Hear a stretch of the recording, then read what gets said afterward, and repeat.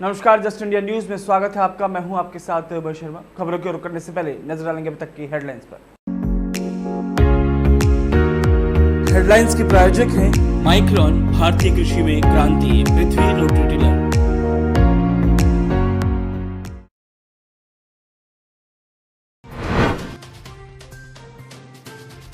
29,000 के बाद कोरोना संक्रमितों का आंकड़ा पहुंचा। भारत में कोरोना ने ली 939 लोगों की जान। हरियाणा में 308 कोरोना संक्रमितों का आंकड़ा। महाराष्ट्र के पालघर के बाद अब उत्तर प्रदेश के बुलंदशहर में 2 साधुओं की हत्या। धारदार हथियारों से काटकर साधुओं की हत्या की गई। शिव मंदिर में घुसकर बदमाशों ने उतारा मौत के घाट।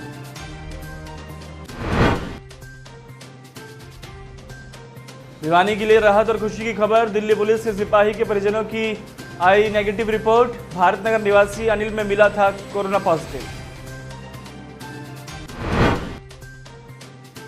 डिप्टी सीएम दुष्यंत चौटाला ने आर्थिक स्थिति और किसानों पर दिया बयान। कहा, सरकार का आर्थिक गतिविधियों में तेजी लाने पर जोर। अभी तक फसल न बेची जाने वाले किसानों को दोबारा बुलाएगी सरकार।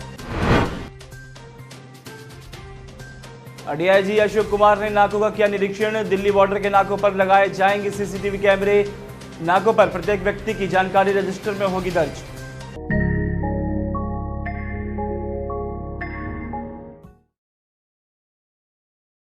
महाराष्ट्र के पालघर में भीड़ द्वारा की गई 2 साधुओं की हत्या का मामला अभी शांत भी नहीं हुआ था कि अब उत्तर प्रदेश के बुलंदशहर में 2 साधुओं की धारदार हथियार से काटकर हत्या कर दी गई।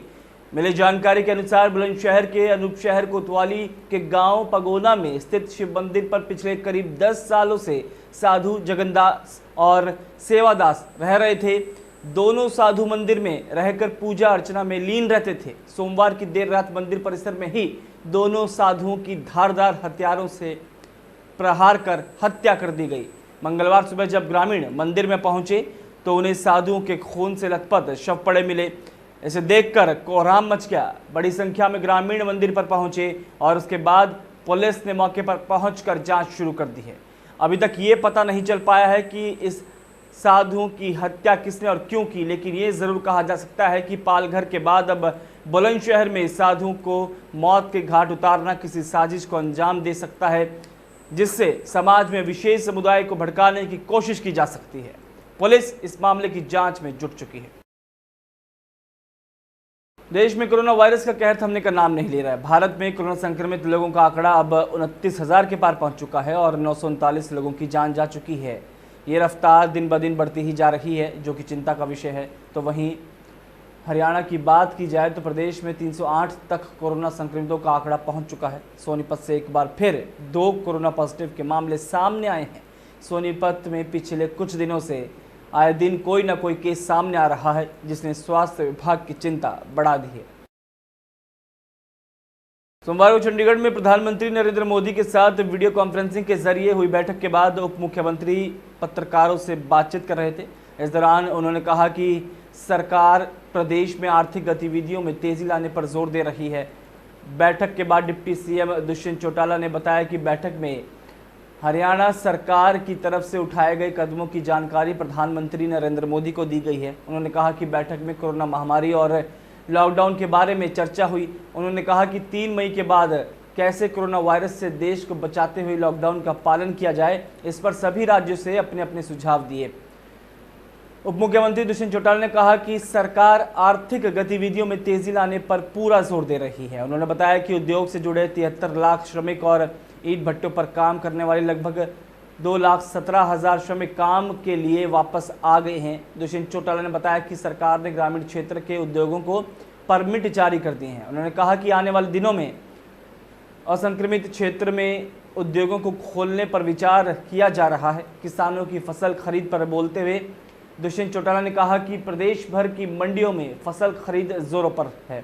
उन्होंने कहा कि बारिश की वजह से जो किसान फसल खरीद का संदेश मिलने के बाद भी अपनी फसल नहीं बेच पाए, उन किसानों के लिए सरकार दोबारा इसी हफ्ते में एक दिन बुलाकर सरसों और गेहूं की फसल की खरीद करेगी। दुष्यंत चौटाला ने कहा कि बैठक में सरकार ने बच्चों की शिक्षा के विषय को अहम बताते हुए अपने सुझाव रखे हैं। उन्होंने कहा कि मिलिट्री, नीट, एनडीए सहित अन्य परीक्षाओं में हरियाणा के युवाओं की महत्वपूर्ण भूमिका होती है। उन्होंने कहा कि परीक्षाओं को लेकर राज्य सरकार के साथ साथ केंद्र भी अपनी रणनीति बनाए। उन्होंने कहा कि वहीं केंद्रीय माध्यमिक शिक्षा बोर्ड यानी CBSE और अन्य बोर्ड भी इस विषय पर विचार विमर्श कर रहे हैं। झज्जर DIG और SP अशोक कुमार IPS ने सोमवार को दिल्ली सीमा के साथ लगते नाकों का निरीक्षण किया। नाकों पर की गई व्यवस्थाओं का जायजा लेते हुए उन्होंने अधिकारियों को आवश्यक दिशा निर्देश दिए हैं। इस दौरान DSP बहादुरगढ़ अजैब सिंह, DSP झज्जर राहुल देव और DSP बादली अशोक कुमार और अन्य पुलिस अधिकारी मौजूद रहे। नाकों का निरीक्षण करते उपरांत DIG अशोक कुमार ने बताया कि लॉकडाउन के नियमों की पालना को सुनिश्चित करवाने और दिल्ली सीमा पर प्रत्येक व्यक्ति पर कड़ी निगाह रखने के लिए जल्द ही CCTV लगा दी जाएंगे। बॉर्डर के नाकों पर तैनात पुलिस के अधिकारियों और कर्मचारियों को परिस्थितियों की गंभीरता को देखते हुए कड़े निर्देश दिए गए हैं। झज्जर जिला के साथ लगती दिल्ली की सीमा को सील कर दिया गया है। किसी भी व्यक्ति को अनावश्यक तौर पर झज्जर सीमा में प्रवेश नहीं करने दिया जाएगा। झज्जर जिले से दिल्ली की तरफ जाने वाले सभी मार्गों पर विशेष नाकाबंदी करके प्रत्येक व्यक्ति और वाहन की गहनता से जांच की जा रही है। दिल्ली में कार्यरत कर्मचारियों के संबंध में भी वहां के प्रशासनिक अधिकारियों से उन कर्मचारियों को जो रोजाना बॉर्डर पार करके झज्जर की तरफ आते हैं उनको दिल्ली में ही रोकने के बारे में अपील की गई है। वहीं अब रोजाना ड्यूटी के लिए जाने वाले दिल्ली के कर्मचारियों को दिल्ली में ही रहने के बारे में सख्त हिदायतें दी गई हैं।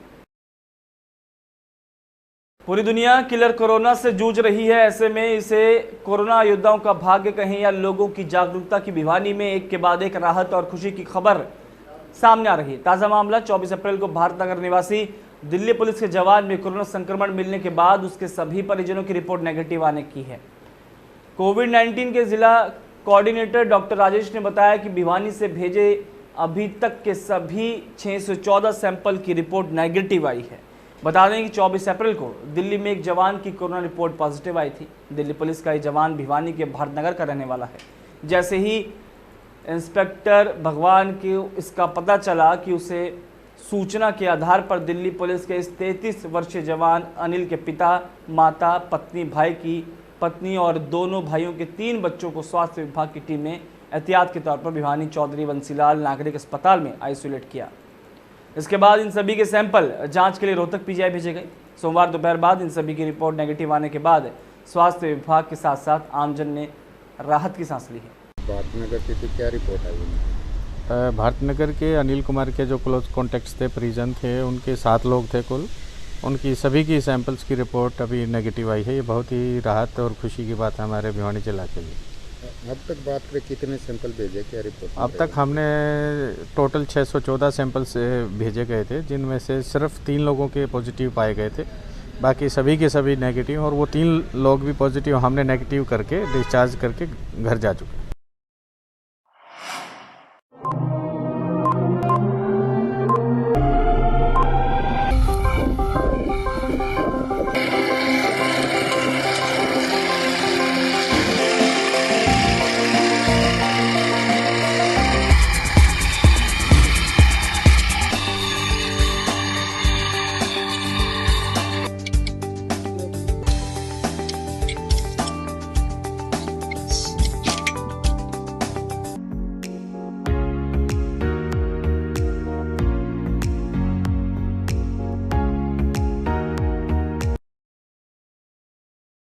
अंबाला कैंट के तोपखाना इलाके की कोरोना संदिग्ध बुजुर्ग महिला की मौत के बाद उसके परिजनों द्वारा अन्य गांव चंद्रपुरा में स्थित शमशान घाट में उसका अंतिम संस्कार किए जाने को लेकर चंद्रपुरा के लोगों ने कोरोना वॉरियर्स का जमकर विरोध किया। पुलिस द्वारा चंद्रपुरा के लोगों को समझाए जाने के बावजूद भी वो नहीं माने और कोरोना वॉरियर्स डॉक्टरों पुलिस पर पत्थरबाजी शुरू कर दी और उन पर लाठी और डंडों से भी प्रहार करने लगे, जिसके बाद पुलिस ने गाँव वासियों को तितर बितर करने के लिए हल्का लाठीचार्ज किया और कुछ राउंड हवाई फायर भी करने लगे। गांव वालों का कहना है कि उनके गांव में बाहर से लाकर कोरोना संदिग्ध मरीज का जबरन संस्कार करना गलत है, जिसके लिए उन्होंने इसका विरोध किया है, लेकिन पुलिस ने उनकी एक भी नहीं सुनी। कोरोना संदिग्ध मृतक के शव को संस्कार के लिए लेकर गई एम्बुलेंस को भी ग्रामीणों ने नहीं बख्शा और बुरी तरह क्षतिग्रस्त कर दिया। एम्बुलेंस के स्टाफ का कहना है कि उन्होंने गांव के लोगों को समझाया कि इसका उन पर दूषित प्रभाव नहीं होगा, लेकिन उन्होंने किसी की नहीं सुनी और तोड़फोड़ शुरू कर दी। मामला सर ऐसे है ये जो शमशान घाट है ये सिर्फ गौ चंदपुरा के लिए बनाया गया है, ना कि हर एक आदमी के लिए। ये कि कोरोना पॉजिटिव यहाँ पे केस आया है, ये केस है तोपखाना साहब का, इसको तोपखाना भी बनाया जाए। सरकार ने जो दिए गए हैं सभी को बना के दिए गए शमशान घाट, इसके कृपा करके ये जहाँ का कोरोना पॉजिटिव है उसको वहाँ पे संस्कार किया जाए। गांव वालों ने किया। आज यहाँ एक सस्पेक्टेड कोरोना डेथ हुई थी, इसके सैंपल भेजे हुए थे और सस्पेक्टेड कोरोना डेथ में जिसका संस्कार के लिए जो डेजिग्नेटेड शमशान घाट था वो इस गांव का था। यहाँ पे डेड बॉडी लेके आए थे और यहाँ के गांव के लोगों ने लॉकडाउन को तोड़ते हुए यहाँ गांव के 200-400 आदमी इकट्ठे हो गए। इनको समझाने की कोशिश करी लेकिन नहीं माने, जिन्होंने पुलिस की टीम पे, डॉक्टरों की टीम पे और हमला किया, एम्बुलेंस के शीशे तोड़े। जिनके खिलाफ जो भी कानूनी कार्रवाई बनेगी उसके खिलाफ कार्रवाई करेंगे। जी नगर परिषद ने कोरोना वायरस संक्रमण के चलते फल सब्जियों की रेहड़ी वालों को सैनिटाइजर, दस्ताने और मास्क उपलब्ध करवाने के साथ साथ उन्हें जागरूक भी किया। साथ ही नगर परिषद अधिकारियों ने फल सब्जी रेहड़ी वालों को चेताया भी कि अगर बगैर सैनिटाइजर, दस्तानों और मास्क सामान बेचते पाए गए तो उनको जुर्माना किया जाएगा। जुर्माना न भरने की सूरत में सामान को जब्त कर लिया जाएगा। इससे पूर्व नगर परिषद सार्वजनिक स्थानों पर थूकने पर भी जुर्माने का प्रावधान किया हुआ है, जिसके पीछे मुख्य उद्देश्य कोरोना वायरस संक्रमण को फैलने से रोकना है। चीन नगर परिषद के कार्यकारी अधिकारी डॉक्टर सुरेश चौहान के नेतृत्व में सैनिटरी इंस्पेक्टर अशोक सैनी के साथ निकले नगर परिषद अमले ने शहर में घूम घूम कर फल सब्जी की रेहड़ी लगाने वालों को दस्ताने, मास्क, सैनिटाइजर दिए।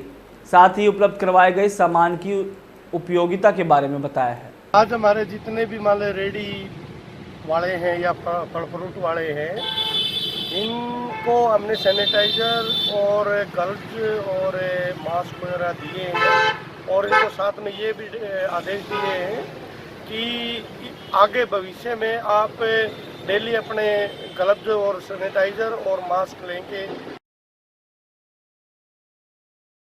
कोरोना वायरस के चलते लॉकडाउन है, ऐसे में स्वास्थ्य विभाग के कर्मचारी गांव-गांव जाकर लोगों के स्वास्थ्य की जांच करके उनका इलाज कर रहे हैं और साथ ही कोरोना वायरस को लेकर जागरूकता भी ला रहे हैं। नारनौल में मोबाइल हेल्थ टीम ग्रामीणों के लिए संजीवनी का काम कर रही है। ग्रामीण भी स्वास्थ्य विभाग के कर्मचारियों का हौसला बढ़ाने के लिए फूलों की बरसात करके उनका सम्मान कर रहे हैं। स्वास्थ्य विभाग डॉक्टर बबीता ने कहा कि मोबाइल हेल्थ टीम गांव-गांव जाकर लोगों के स्वास्थ्य की जांच कर रही है। जिस गांव में टीम जाती है उस दिन सरपंच के माध्यम से उन गांव में मुनादी करवा दी जाती है और फिर गांव में पहुंचकर ग्रामीणों का इलाज करने की प्रक्रिया शुरू हो जाती है। इस प्रक्रिया में शारीरिक दूरी का विशेष ध्यान रखा जाता है। लोगों को जो बीमारी होती है उसकी दवाइयाँ भी वहीं पर दी जा रही है। अलग अलग पेशेंट्स हैं, रोज़ मतलब नियर अबाउट 50, 60, 70 इतने पेशेंट्स हो जाते हैं। एक दिन में हम 2-2 गांव कवर कर रहे हैं और अभी फील्ड में फ़िलहाल जो हमारी टीम है वो 18 टीम्स हैं। तो एक टीम में हम लोग डिस्पेंसर, डॉक्टर 2-2 हैं और गांव जो कवर कर रहे हैं हम एक दिन में 2 गांव कवर कर रहे हैं, मॉर्निंग में, इवनिंग में। हाँ जी, हमें वो डॉक्टर साहब ने नंबर दिया हुआ है SRGS से, डॉक्टर सुरभि ने। तो जैसे ही हमें कुछ इस तरह के लक्षण दिखते हैं तो हम उनको डायरेक्ट कॉल करते हैं। उन्होंने ये फैसिलिटी हमें दी हुई है और जैसे ही हम उनको कॉल करेंगे तो वो अपनी टीम भेज के वो पेशेंट की स्क्रीनिंग के लिए या जो भी उसको ज़रूरत होगी उस हिसाब से वो हैंडल कर लेंगे। काम सिर्फ उन तक इन्फॉर्मेशन पहुंचाना है, आगे का उनका काम है कि वो पेशेंट को बुलाते हैं, आते हैं, क्या करते हैं, वो उस हिसाब से अपने हिसाब से करते हैं।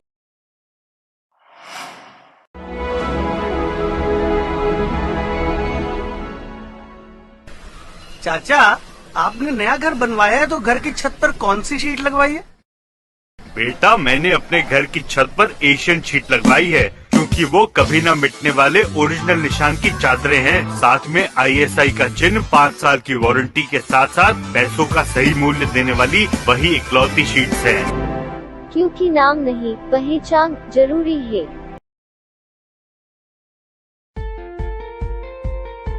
Be Fast Fit, India's fastest growing fitness chain, now at Rohtak D Park and biggest fitness club. Services like cardio, full strength and free weight stations, CrossFit, group classes, aerobics, yoga, Tabata training, high intensity training with professional trainers, steam bath and sauna bath. Be Fast Fit, be the best of yourself. Right to Addition Reserve.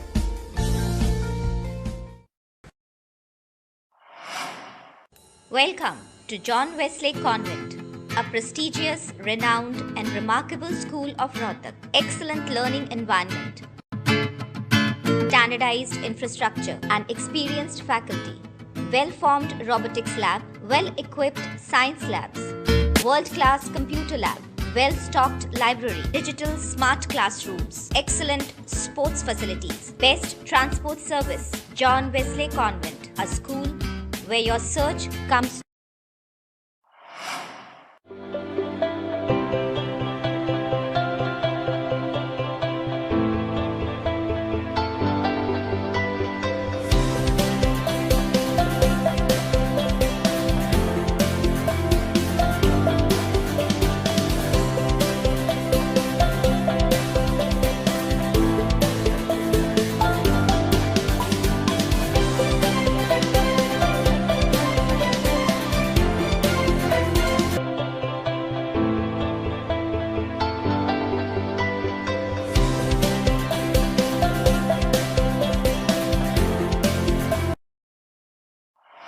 इस bulletin में फिलहाल इतना ही। दीजिए इजाजत, नमस्कार।